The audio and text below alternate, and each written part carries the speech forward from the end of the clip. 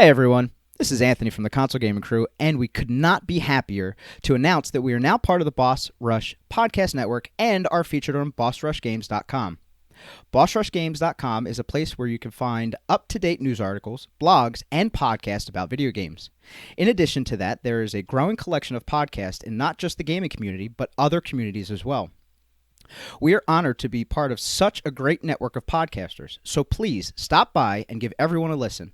Thank you so much and enjoy the show.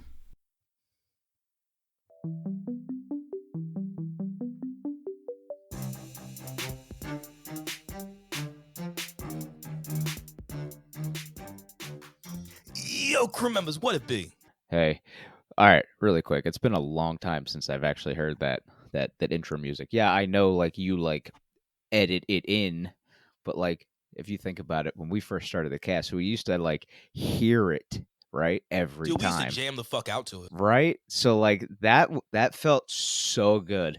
So good, right? So this is definitely going to be a good cast because Andy's not a part of it, so it's always good when he's not a part of it. That's what I've realized. I've looked at the Wes. Hear me out. I'm listening. I've looked at the numbers, and I think we need to cut Andy. You think we need? I think we need to let him go. I think we need to let him go. We have better numbers when he's not a part of this. I'm just kidding. It's all love. Andy had a kerfuffle like I have in the past. His laptop pretty much just exploded on him like it did with Wes before. So yeah, it's me and Wes today. Hell yeah. I'm actually really excited about this. We did have talks about doing a new style of episode for everybody, but I'm not going to talk about that. I don't even want to give you a snippet of what it was going to be because I feel like that's going to be Andy's job when he comes back. So today's episode is going to be very news heavy.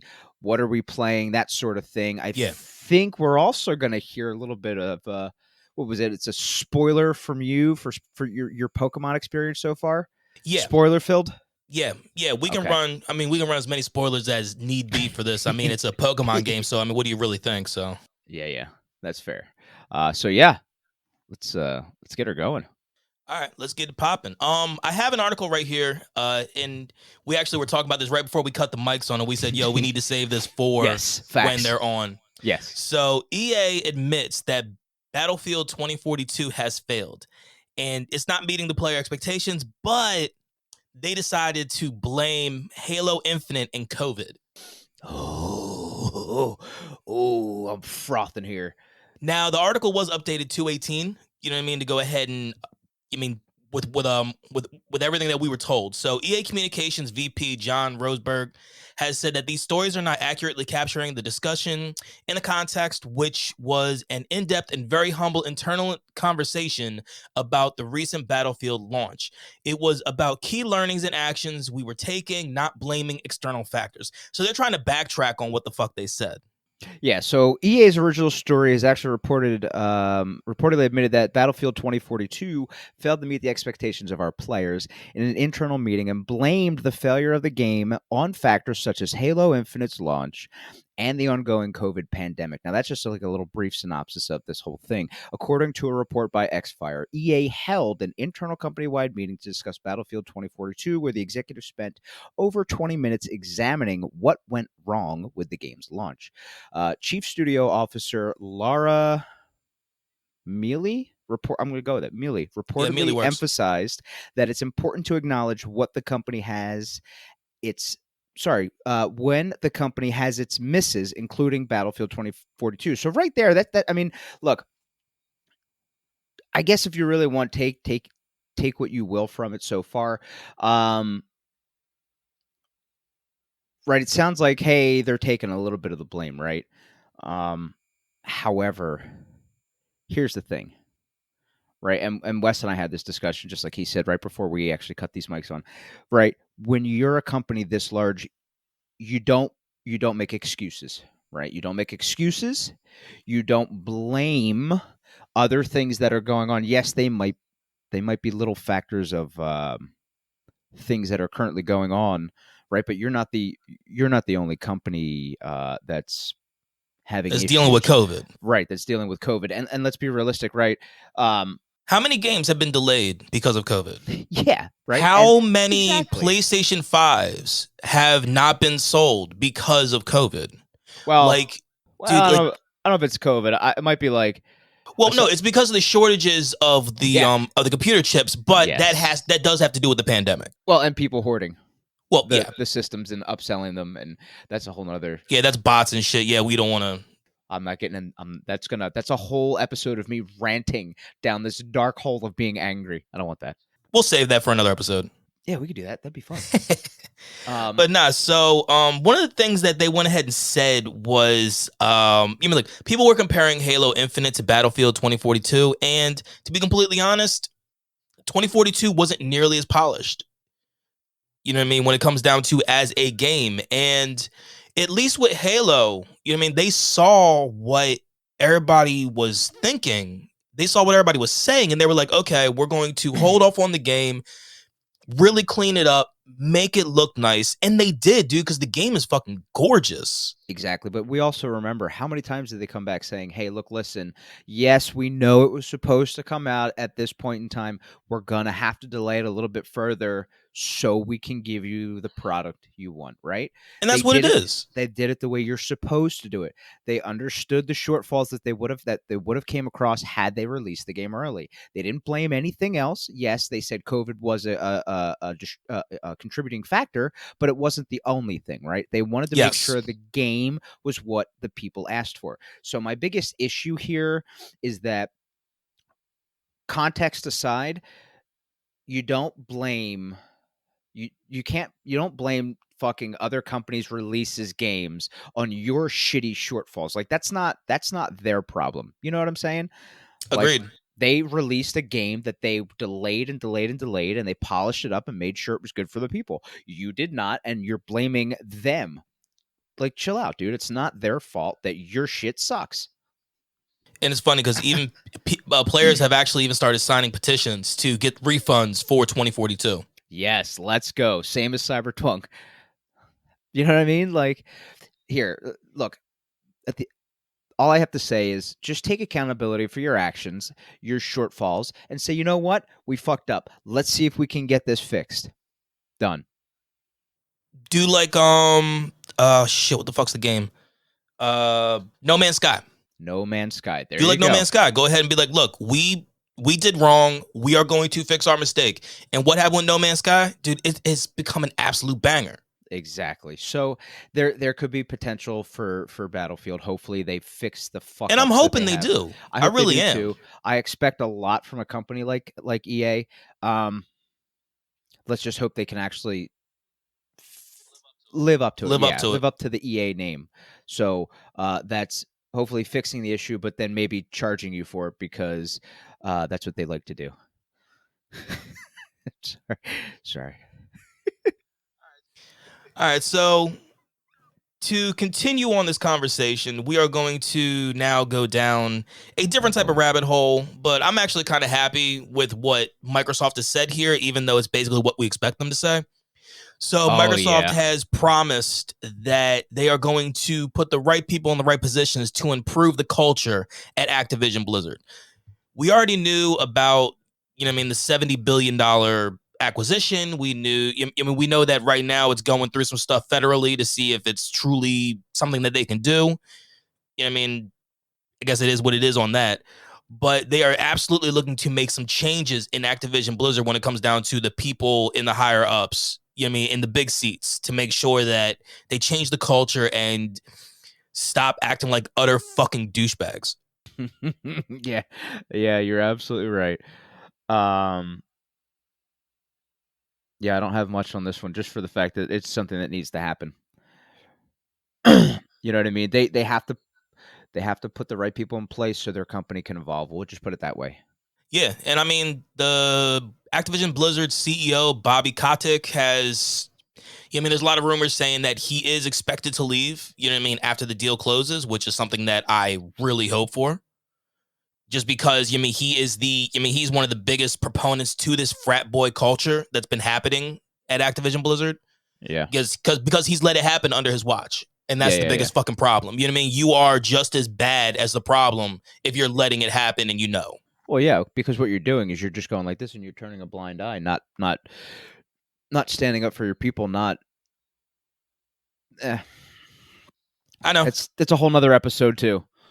Now, I mean, look, once we get more information about who they're going to put in certain positions or whether the feds are actually going to let them do this deal, I mean, we'll talk more. I mean, we actually did a full, pretty deep episode when it came down to all the stuff with Activision Blizzard, I mean, with all the sexual harassment stuff. So we'll wait for a little more information to go ahead and give that one up. So this one I thought was really, really cool. We're in news. I want a little bit of happiness. I think you know where I'm going with this, Wes. So Sony will be planting a tree for everyone who hits a specific Horizon Forbidden West trophy.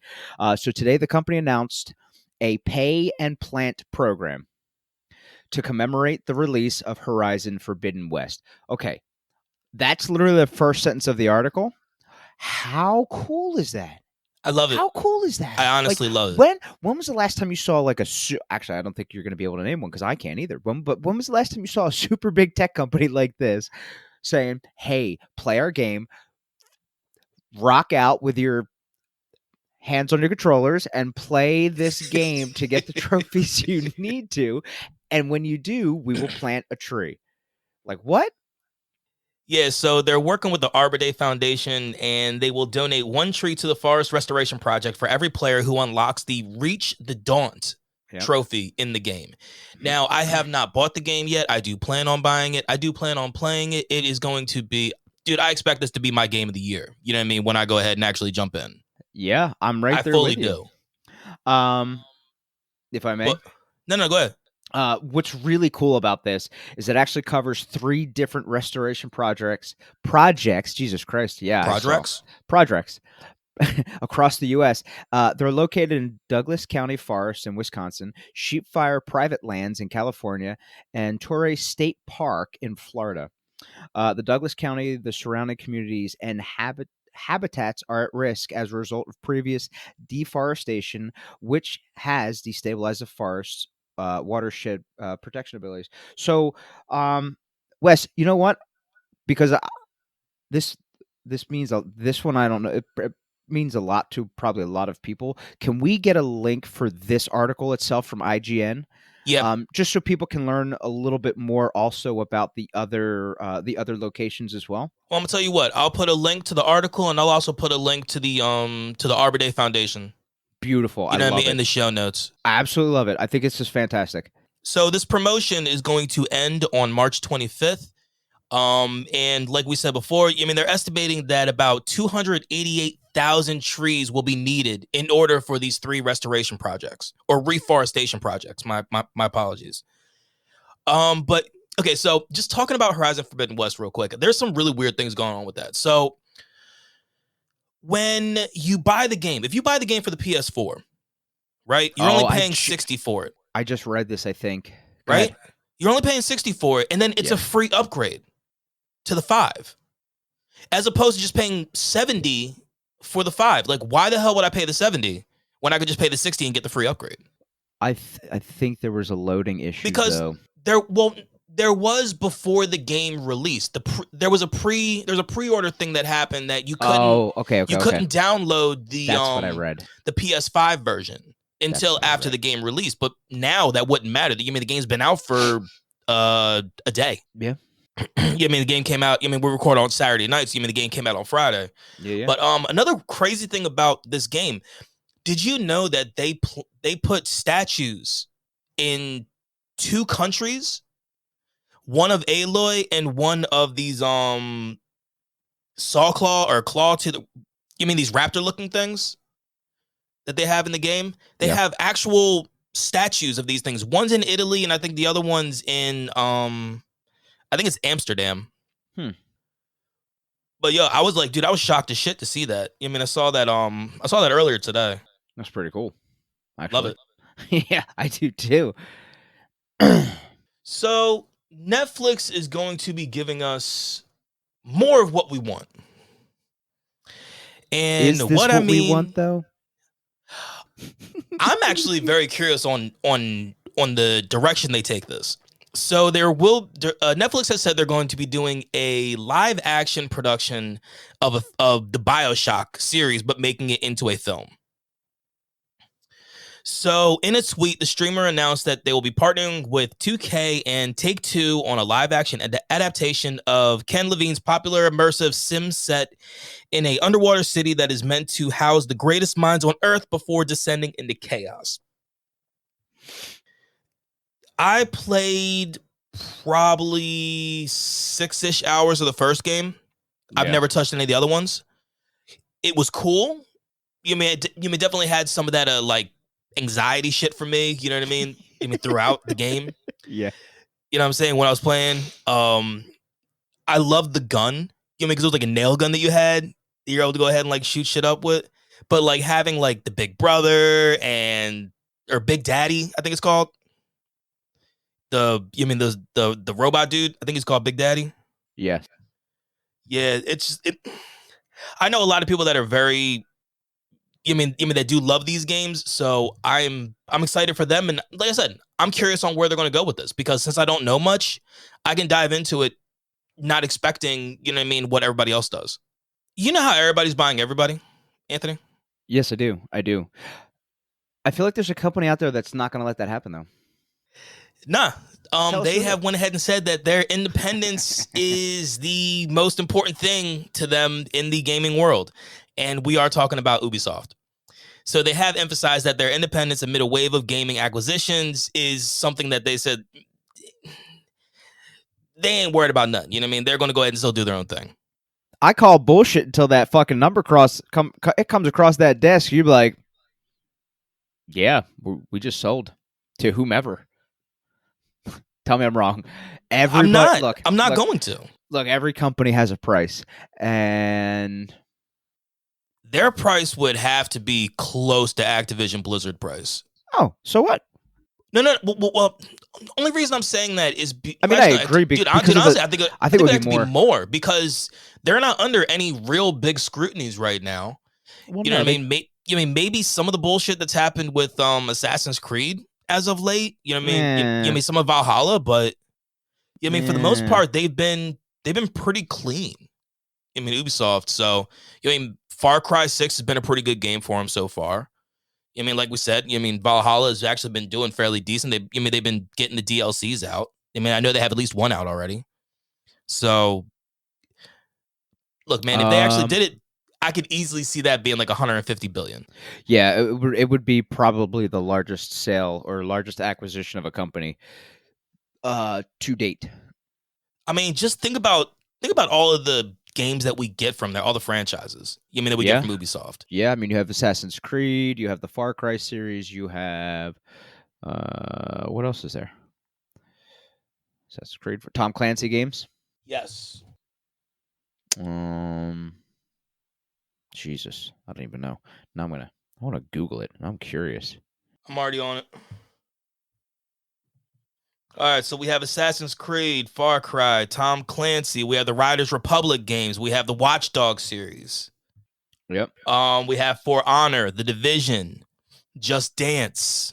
Let's see here. Yeah, dude, that's big. It's basically what we're running with. Dude, they even have Mario and Rabbids. Yeah. Yes. Rocksmith, Immortal. You know what I mean? Like, dude, so much. Yeah, the new Avatar game that's going to be coming out later this year. Yeah. Scott Pilgrim vs. the World. You know what I mean? That 8-bit game that's out. Like, thanks for reminding me. I really want to get that. What? Scott Pilgrim vs. the World. Dude, that game looks like a blast. That's why I want to get it. It looks like it's a lot of fun. Yeah, not to mention like Beyond Good and Evil. You know what I mean? Because that one's been. We've been waiting for that one for the last like 4 years.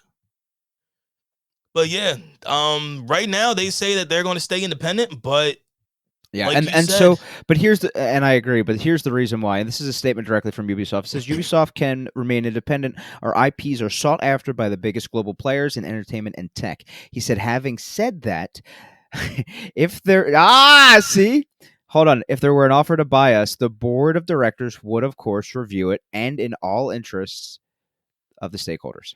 So if the number's large enough, they can and will be sold.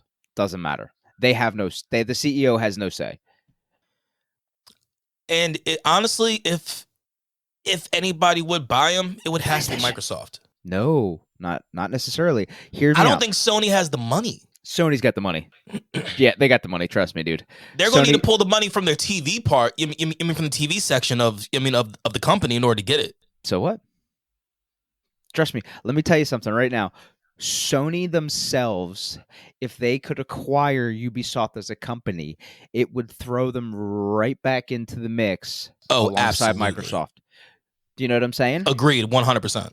Like, hands down, fighting for tech companies and video game companies, Sony wouldn't be winning per se, but they would right back in the realm of where Microsoft is, and they might even have the edge. But the only reason is because they have the advantage of the VR and the controller for the PlayStation 5 and stuff like that. So, see, that's the nutty part, being able to put like all of that time and effort. If Sony did decide to buy Ubisoft, you know what I mean, into the controller with those games. Dude, I was just thinking about Horizon and the controller with the bow and arrow. Dude, oh, yeah? I want to feel that so bad. I cannot wait. Wow, that sounded so weird. That was the raunchiest thing I've ever heard you say. Okay, that's absolutely the title of this episode. I want to feel that so bad. Yes, in your hands. No. I'm not putting the hands part. I want to feel that so bad. Just leave it that. In his hands. All right, one of our last articles. We only have 2 more articles left. So, we have one from me and then one from Anthony. So, Dragon Age 4 has reportedly said that at first they said they are at least 18 months away. But what they really meant was that in and around 18 months is probably what they're talking about. They're about 24 months away. That's about 2 years off, which they're about 2 years off. But here's the good thing. Jeff Grubb has went ahead and said that they are in a very good shape and they're hitting all the milestones so far, you know what I mean, with development, which is perfect. You mean it's exactly what I want to hear. I want to hear it's delayed because they want to make it perfect, unlike Battlefield 2040, whatever, because it's a shit show. Now, I fully expect the game to be coming out probably Q2 of 24. That'd be my guess. So like summertime of 2024. I mean, that's my thought. Really? You think? Well, because initially they're saying late 2023. So, but going off of what you and I are talking about. You're thinking, I'm seeing if it comes out 24, I'm thinking first quarter. Okay. January, February, March release date for sure. That's what I'm thinking. First quarter release date if it's 24 and they can't. Not that much really comes out around that time. That would be a good time for them to really try to hit the ground running. Dude, see, I was thinking more of like an E3 thing. Having a huge E3 blowout for it and then having the game come out literally then like next weekend or something. Well, E3 is usually what? June, May. June. So June, May. That's end of third quarter. I think end of third quarter, beginning of fourth, because I think fourth quarter is September, October, November, December. That's the end of third quarter. Yes, because it goes. I'll leave the math. July, August. Yeah, June, July. So it's middle third quarter. So, yeah, I mean that would be great and all, but if the thing is I would have a banger of a release for E3, and then release fourth quarter or first quarter following year. Polish the game up for the like huge fucking thing going on, like get everybody excited during E3, right? And then don't promise a fourth quarter release, and then release it first, beginning of the fourth quarter, January, February, kind of like they did with Horizon. Yes. Right? You release it January, February because not much comes out in the first quarter, and everybody's talking about your shit. No, well, dude, trust me, that's gonna be the game that everybody's gonna talk about anyway. But here's the thing: you get everybody talking about it during E3, get everybody excited. Nothing else is going to drop in the first quarter, pretty much. You guys drop in the first quarter, boom, done, problem solved. Seriously, I just like the problem solved thing. Well, okay? Hold on. Isn't Dragon Age EA and BioWare? Yes. Okay, so problem solved. Fix it with fucking Dragon Age and release it in the first quarter. Make your fucking money because you fucked up with Battlefield and you're going to be giving all that money back. You know what I'm saying? Like, you see where I'm going with this, right? Oh yeah, no, you're not wrong. Problem solved. All right. This is a little thing that I got. I brought up to Wes. He's like, "Yeah, dude, fucking roll with it." If you think about it, though, it has a lot of importance to me. Grew up playing the Halo series, Have you touched and Infinite yet? no, I have it downloaded. I'm not touching it yet. Okay. Uh, I'm waiting. I'm waiting for when I run out of everything else to do. But I will get to it. It is, dude. It's a blast so far. I am thoroughly enjoying what I've played so far. So we all know about, well, maybe not all of us, but we know about the Halo series that's on Paramount. Paramount Plus. Paramount Plus, yes, thank you. Little tiny news article. After 20 years, you are finally going to see Master Chief, face and all. Like, now, I mean, I believe we saw his face in the nope. in some of the previews, like when he was younger. Nope. You've seen Not his even eyes? in his younger days. Nope. And I thought the same thing, but it's right here in the article. I'll read the back. It says, "You will see his face. It's been a moment for 20 years in the making, and for other people, it's something that people want to see and don't want to see." And it says right here, "We've never really seen Master Chief's face in the game, alongside from very short glimpses of the back of his head or his eyes in a cutscene." Got it. And the shape of his face. Yeah. Aside So from that, now in the show, we have Pablo Schreiber is going to be playing Master Chief. mm-hmm. So, I mean, look, this guy kind of looks like that chiseled chin kind of military cat you kind of expect to see. Kind of like you. You know what I mean? Thanks. I mean, that military look, that standard military look. Oh, standard. Thanks, guy. I say it out of love, brother. Oh, he's a handsome man. But no, Of course, TV he's a Canadian actor just like Ryan Reynolds. And he's a handsome human being from Canada. Fuck you. Surprise, surprise. He's a dude. He's a big guy. Did you see how tall he is? No, I didn't. 6'5". 6'5". 6'5". Fuck. What's Master Chief supposed to be? I think he's supposed to be like close to 7 foot, right? I think he's like 7.5 feet. In the suit, I think he's 7.5 feet. So hold on. Google that really quick. I am. We did a whole fucking episode on him too. We did, and I'm almost guaranteed you went ahead and gave it to us. Okay, yeah. So, Master Chief stands at about 7 feet tall and weighs 1,000 pounds in armor. Okay, Without it, he stands 6'10" and weighs about 287. My God, that's a beefy boy. All right, so that's not terrible, dude. They got him at 6'5". So you can easily work with that. Yeah, dude. You're talking about 100%. 7 inches shorter, dude. That's almost nothing when you talk about it. Yeah, dude. Like, I mean, Christ, who the hell are you gonna find that's actually 7 foot to go ahead and play the role? I mean, there's not that many of those guys out there. That's that attractive. Like, what? You're not. I mean, come on. Let's be realistic, guys. Nah, I hear you. But nah, so the show comes out. The first episode is going to be March 24th. Like we said, it's on Paramount Plus, which is a streaming service. You need to pay for it. So, if you're curious, he's 205 pounds. So he's close. Look, if we're talking like specs of a human being for a video game character, no, he's like right on point. Yeah, not that far off. Like I said before, I'm not mad at it. No.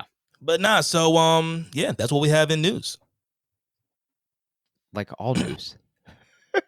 What'd you say? Like the entire episode is news. That's all it really is. Just put it in your hand, Wes. But I know you're not gonna say that. I think yeah. I want to go ahead and talk about Pokemon. Oh, spoiler time. Yeah, so just for everybody to know, look, listen, if you don't want to hear about this, cut the podcast now. Yeah, I'll put a timestamp on when you can come back. So when you hear the air horn, that means it is time for spoilers. Spoiler. Oh my god, that's so bad. Oh, that was good. I love it. Oh, so glad we're keeping that. So, so I picked up Pokemon Arceus, whatever you want to call it. I mean, Every fucking time, dude. Dude, it depends on where you are. It's going to depend on on what people call it. So, oh, is it? Yeah, seriously. So with this game, I'm at the point to where I probably only have maybe two more missions to do for the main campaign to finish the game. Holy shit! Stop! Really? Dude, I have been. Wait, this is gonna be a spoiler for me. I want to take my fucking headphones off right now. I mean, look, I'm not going to dive that deep into what the story is. So, all right, I can get behind that. Essentially, the reason why you're in this world, in this like ancient land, is because you fall out of a time rift. That's basically just a huge crack in the sky. And you come. I mean, look, we come from it knowing everything we know about Pokemon.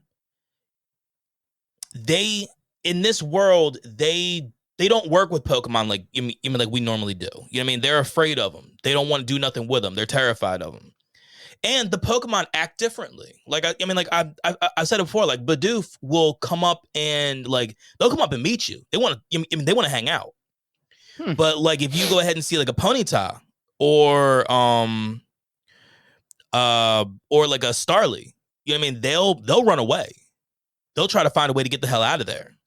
So you got to. They're very skittish. So basically, you have to find different and certain ways to catch these other Pokemon. Yes. So there's basically different ways. I'm going to say hunt. You're not hunting, but basically there's different ways to acquire. Different tactics to acquire. Military guy. To acquire your target. Yeah. Keep with the military thing. Nice.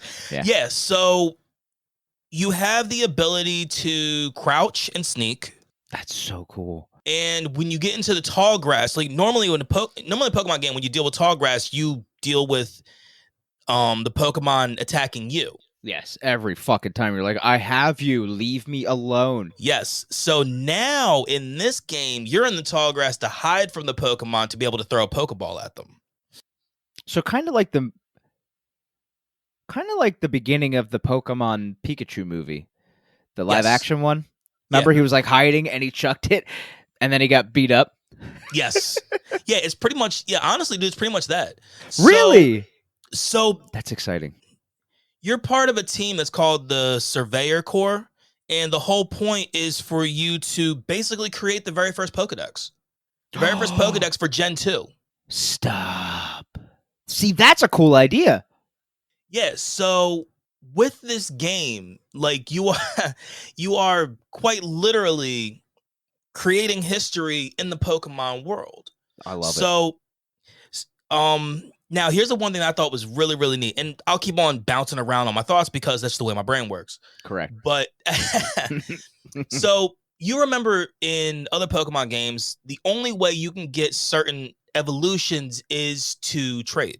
Oh, I hated that. So there is no trading in this at all. Really? So the question is, how would you get a Golem, a Gengar? You know what I mean? Like, Alakazam, stuff like that. Because those ones are in the game. So you know how like with Eevees you have the stones that help you evolve, the Fire Stone, Water Stone, shit, yes. Stuff like that. So you find something called a linking cable. And it's an item that you can give to the Pokemon to make them evolve. The linking cable is literally the trading cable that you used to have for your fucking Game Boy. Shut the fuck up. It's just kind of wrapped up in a neat little bow, and that's what you use to go ahead and evolve those Pokemon that would normally take trades. You know, I was going to wait a really long time to buy this game. I'm probably going to go buy it tomorrow. Fuck. So I have become obsessed with finding all the Pokemon I can, but I'm also finding what they call in the game alphas. Now, an alpha is a absurdly larger version of a normal Pokemon with red eyes Red And eyes. yeah, Red Eyes, their defense is much higher, their defensive stats. And the wild thing is that they have the ability and the chance of having a move that does not normally come with that Pokemon. So, for an example, you could have a Pokemon like Pikachu that's an Okay. alpha, and it might have a move like Hydro Cannon. You know what I'm saying? Now, I'm not saying that actually happens. I'm saying, you know what I mean? Yeah, but how But sick would that be? it is Okay, something that absurd. hear me out. How sick would it be though if you could get a Pikachu that knew Surf? You're not wrong. Please tell You're me you not wrong. remember that from the yellow version of Pokemon. Yeah. Remember surfing Pikachu? Yes, I do. Oh my god, that's literally amazing. You should be able to do that. So, Sorry. well, not so. I'm nerding out a little bit with you. Oh no, it's fine. This is really cool.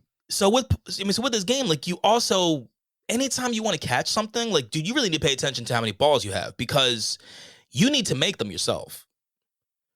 You can buy them, but you actually like, dude, when you walk around the world, you can actually pick up the crafting materials you need to make Pokeballs.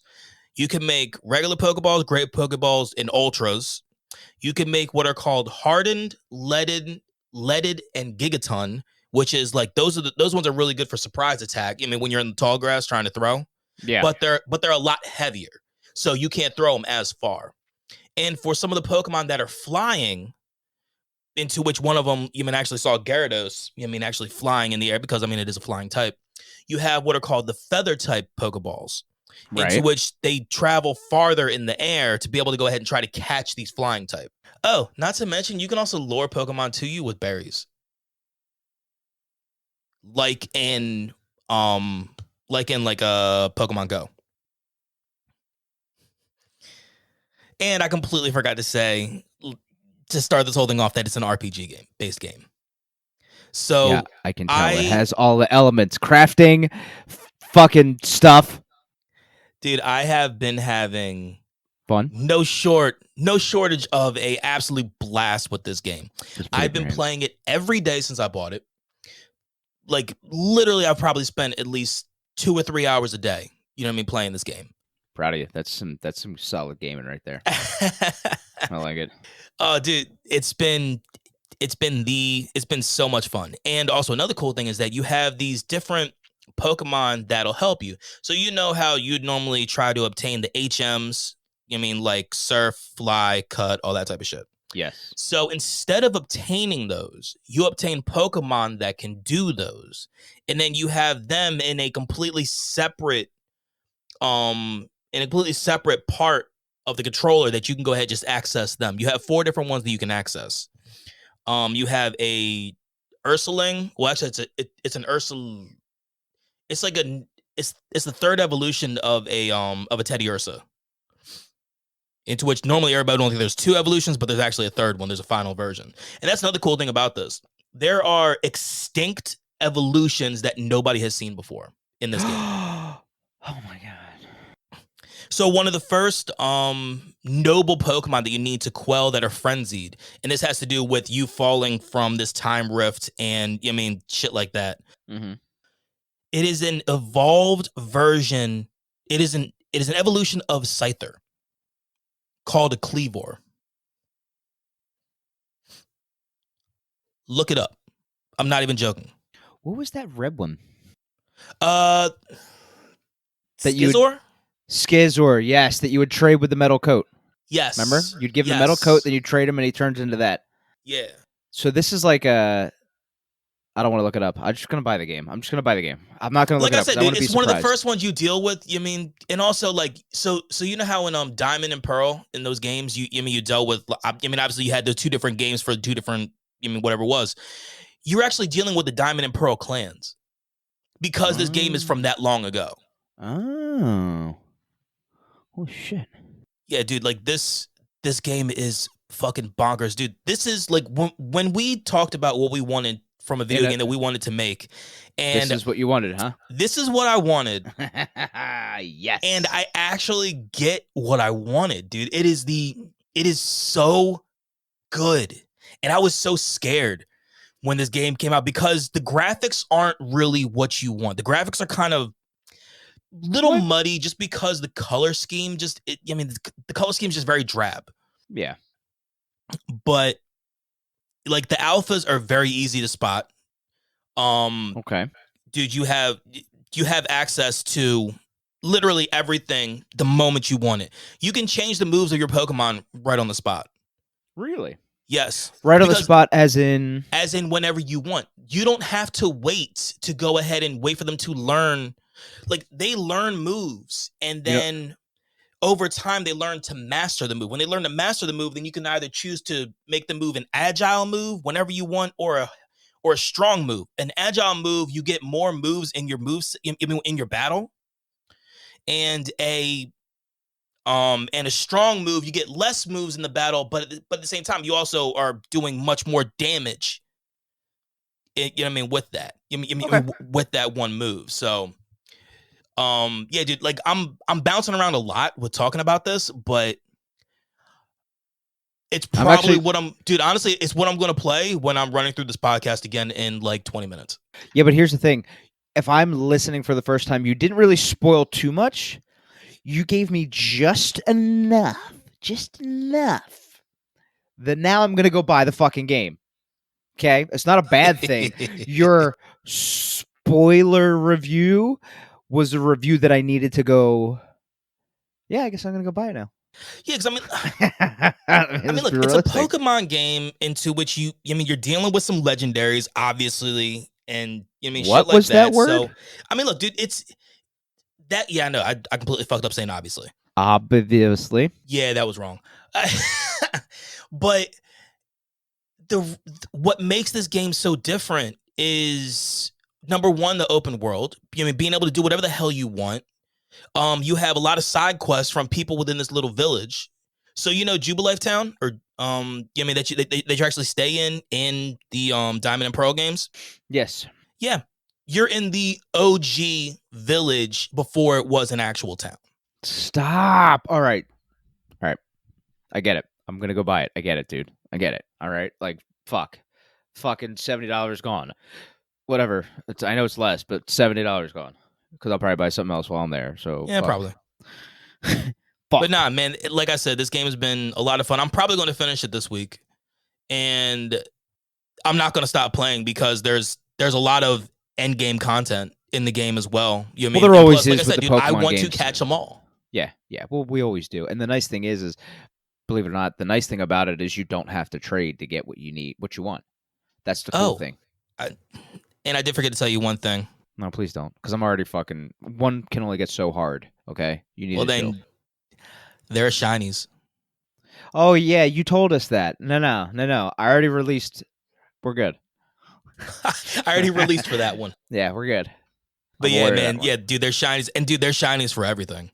But the nice thing is by the way you made it sound. You know how, like, before you used to like beat the game, and then that was part of the end game content. You would have more luck finding shinies after you beat the game because you're doing more searching for the Pokemon. Yeah. You're making it sound like it's not as difficult. Not as difficult? Yeah. It's not. I love it. One of the first side quest missions that you obtain is to find a shiny? You actually get a shiny Ponyta. That's so sick. A blue flamed Ponyta. Okay, that's sick. And then dude, the Rapidash shiny is gorgeous. I believe it.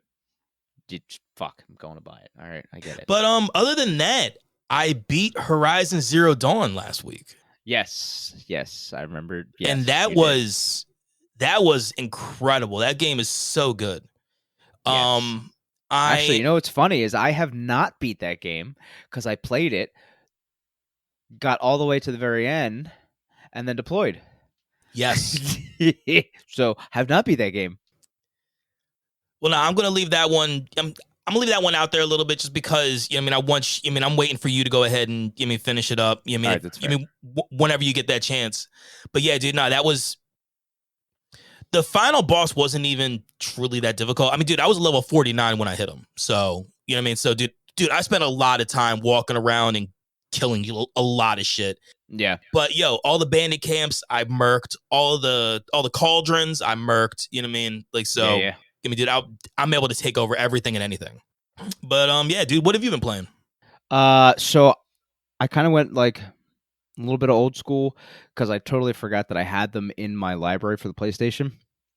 And I was a big fan of it on the PlayStation 4 when it first came out. Have you ever heard of the Darksider series? Yes. Right, it has to do with the Four Horsemen. Very first game is the Horsemen of War. Okay, see, I never actually knew what they were about. Yes, so believe it or not, it's the Four Horsemen: Okay. war, death, Pestilence. strife, and strife, pestilence, and strife.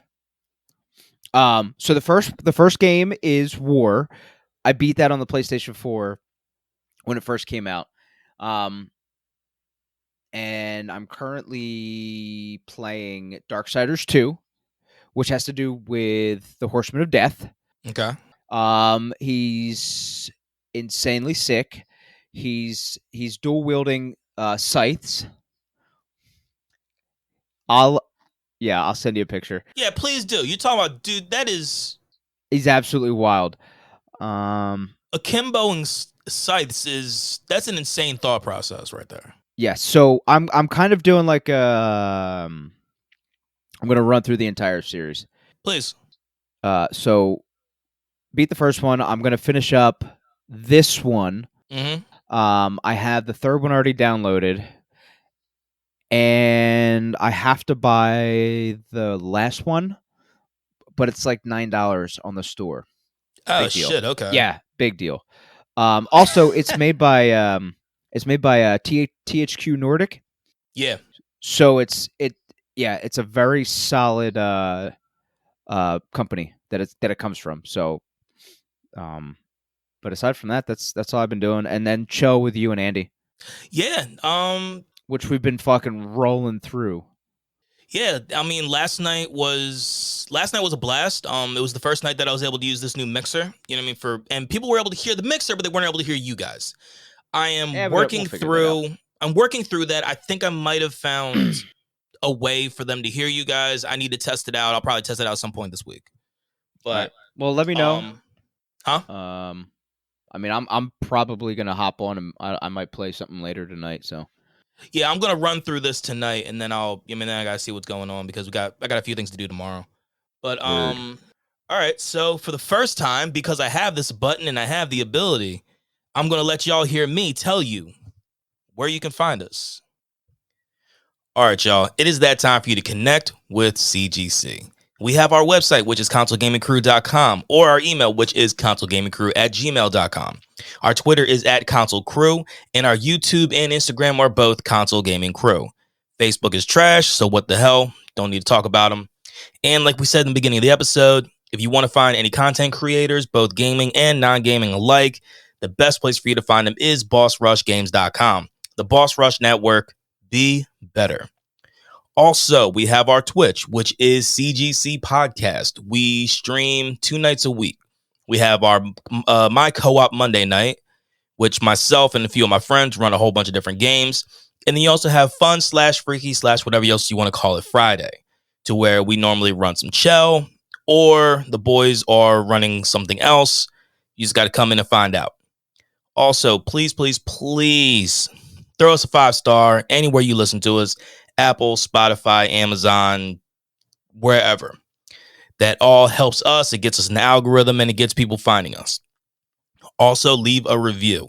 Let us know what you think. If you want us to change something, we'll talk about it. We'll see what's good. So, thank you again for listening. Not bad, right? So sweet. So sweet of you. Dude, I am trying to use these buttons to my full effect. Dude, I have 24 total that I can fucking do. So well, then what we need to do is because you can roll back through and record. Can you record off of the cast? Oh, and yeah. pick and take like a little snippet. But yes. Okay, we need to. Whenever Andy fucking decides he wants to squeal really bad, like a little fucking guinea pig, you got to take that sumbitch and put it on a button. And then when he squeals, instead of like a ding, use that. Like squeak, squeak, squeak, squeak. See, it's funny because I found a ding too. Bro, could you imagine though if he heard his own squeak after the fact, he'd be like, "All right, you need to chill the fuck out." Yeah. All right. Yeah. I Right. might actually have to dive back into some of the episodes. But nah, man, that's it for us right now. So until next time, as always, we want to ask y'all to please stay safe, wash your hands, mask up, and as always, Game on. game on, y'all. Be good. Peace.